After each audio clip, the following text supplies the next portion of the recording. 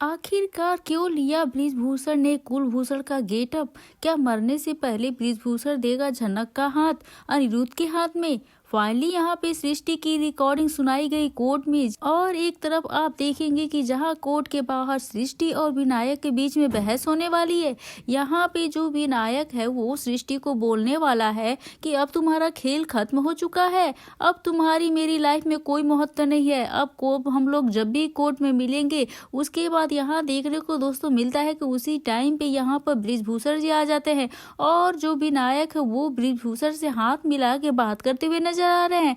उससे पहले दोस्तों, अगर आप हमारे चैनल पे नए हैं तो हमारे चैनल को जल्दी से जल्दी सब्सक्राइब कर लीजिए और बेल आइकन को भी प्रेस कर दीजिए। तो दोस्तों, यहाँ पे आप लोग विनायक और बृजभूषण के बीच में एक अच्छी बॉन्डिंग देखने को मिल सकती है।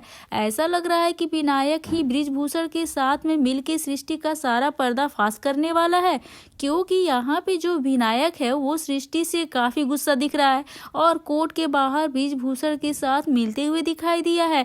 तो दोस्तों, आने वाले अपकमिंग एपिसोड में देखेंगे कि सृष्टि का जो राज है वो तो अब सबके सामने आ ही जाएगा, और जो विनायक है वह सृष्टि को अपने घर से बाहर निकाल देने वाला है।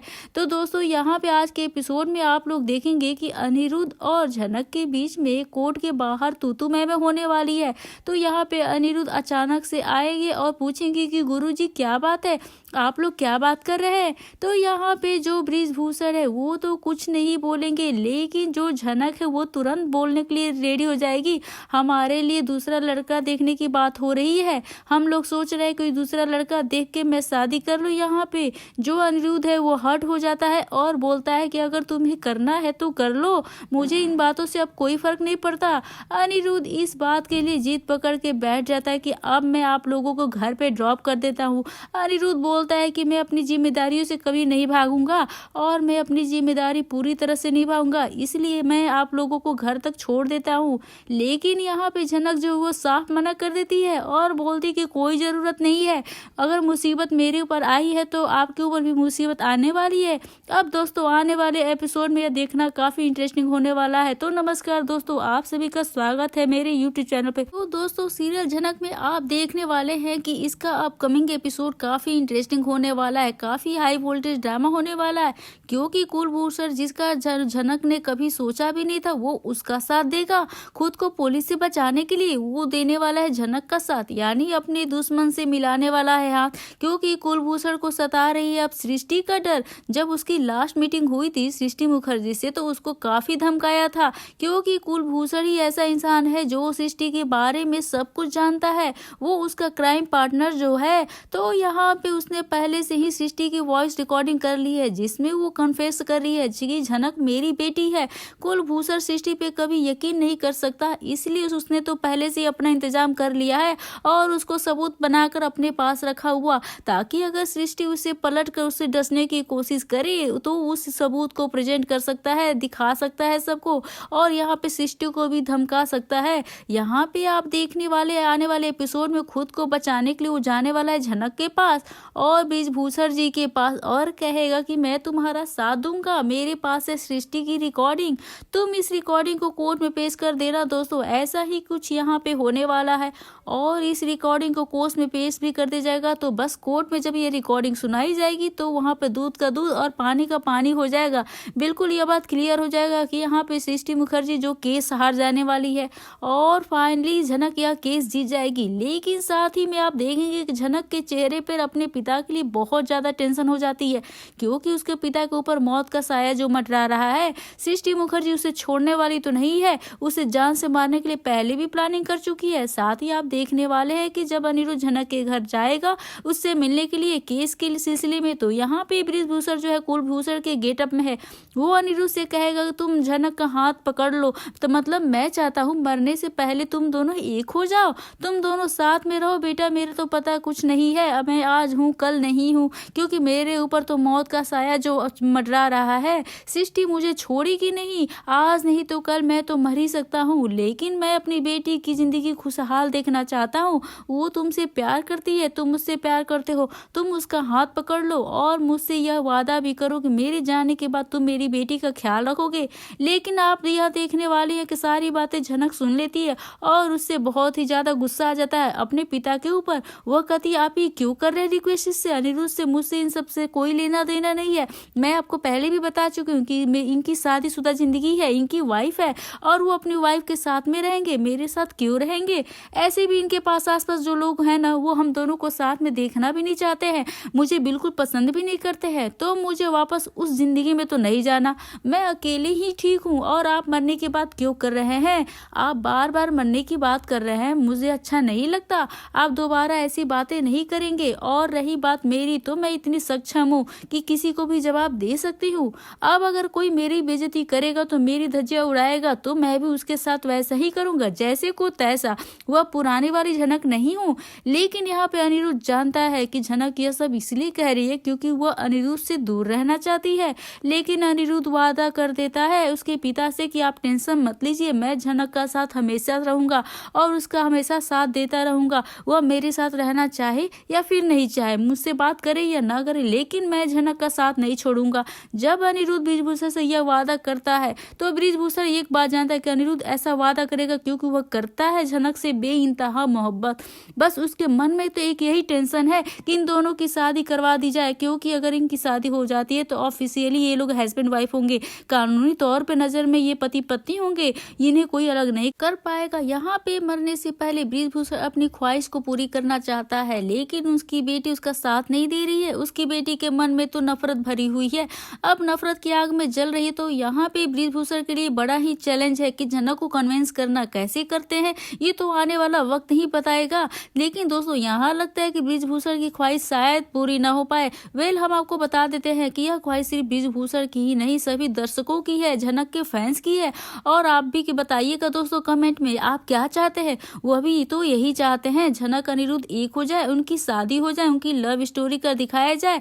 यहाँ पे राइटर को यह मंजूर नहीं, वो उन दोनों को अलग ही रख रहे हैं, क्योंकि आप देखने वाले हैं बहुत ही जल्द यहाँ पे आने वाला है प्रेगनेंसी का ट्रैक, जहाँ पे अनिरुद्ध झनक से और भी दूर हो सकता है, क्योंकि वहाँ पे तो अनिरुद्ध ने अपनी फैमिली प्लानिंग जो कर ली है, तो अब झनक जो इस फैमिली में बिल्कुल भी नहीं एंटर करना चाहेगी, क्योंकि अनिरुद्ध बन जाने वाले एक बच्चे का पिता, वह उसके बच्चे से बिल्कुल भी नहीं अलग करना चाहेगी, इसलिए और वो ज्यादा दूर चली जाएगी। लेकिन फिलहाल अगर बात करें इस केस की, तो यह केस है झनक के ही पक्ष में सुनाया जाएगा, यानी झनक जो है अब जीतने वाली है।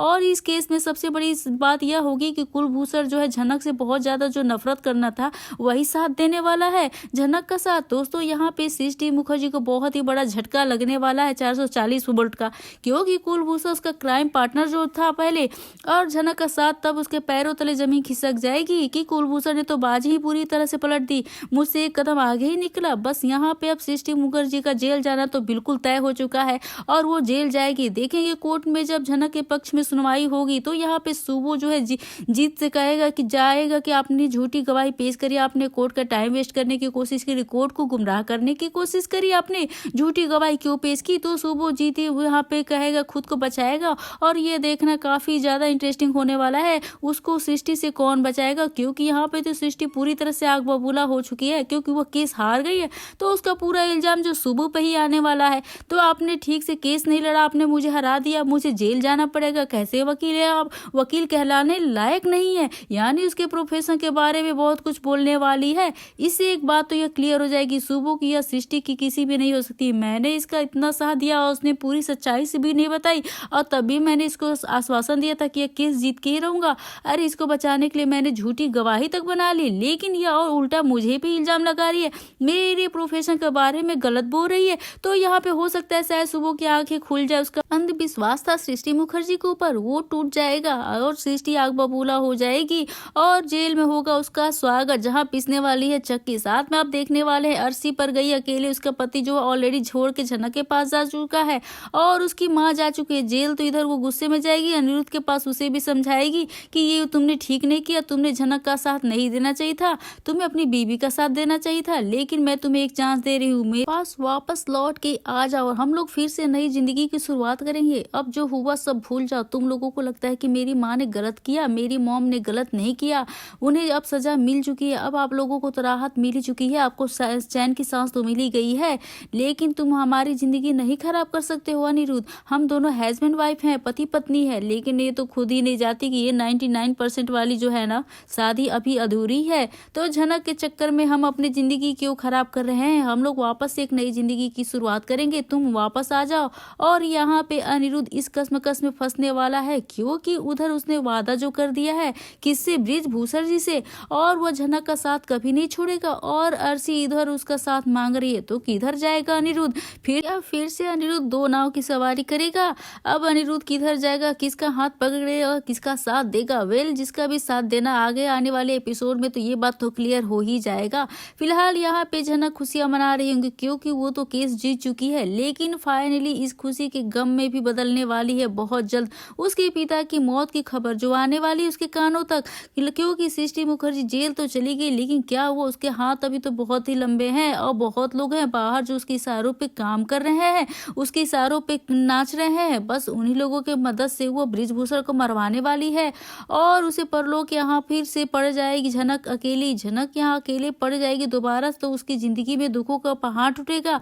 तो दोस्तों, इस सीरियल में ज्यादा टाइम तक झनक के नसीब में खुशियां नहीं है। जब भी कुछ अच्छे मोमेंट्स आते हैं, कुछ अच्छे सीरियल में आते हैं ट्विस्ट, तो इसकी जिंदगी की खुशियां जो है ना गम में बदल जाती है, वो एकदम से गायब हो जाती है। झनक की मां मर जाने के कारण ही तो अनिरुद्ध उसके पास अपने लाया था, और अपने पास लाया तो झनक की जिंदगी पूरी नौकरानी मेड बन के रह गई थी।